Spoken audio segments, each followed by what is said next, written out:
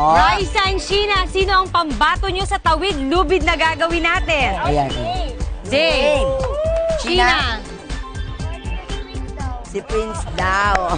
Dave and Prince? Mag-cheer naman daw kayo.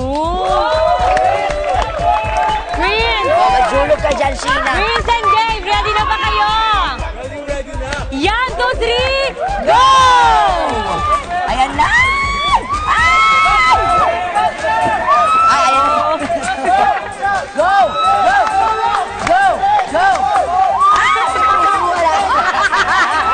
Hindi na nakagala. Oh my God! Dali din! Umiiyak ka si Sheena, halili!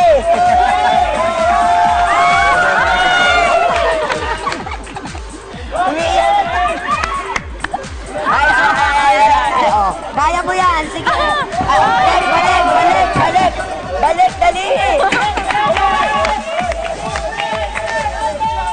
Nauna si Dave. Tama yung strategy mo. Yan. Ipitin mo yung balik pa. Ipitin.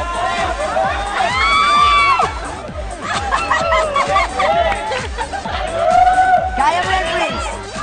Ayan si Dave. Go, Dave. Go, go, go, Dave. Go, go, Dave. Ipitin mo pa yan ng paa mo dyan. Yay! Sa una, okay siya eh. Parang hindi pa kumakalog masyado. Pero pag bandang gitna na pala, sobrang kalog na niya. Tapos hindi ko in-expect na gano'n. Kaya muntik pa ako malaglag. Buti na lang may biceps ako. So, kinaya na ng upper body strength. Pero yun, talo pa rin. Pero okay lang, at least di ako nalaglag. Kasi dati po, may mga trainings din po kami tulad ng mga ganun. Kaya parang sanay na po ako sa mga anong klaseng activity po. Kiniklip ko yung paa ko po para di po ako mahulog. Yan po yung diskarte ko lang.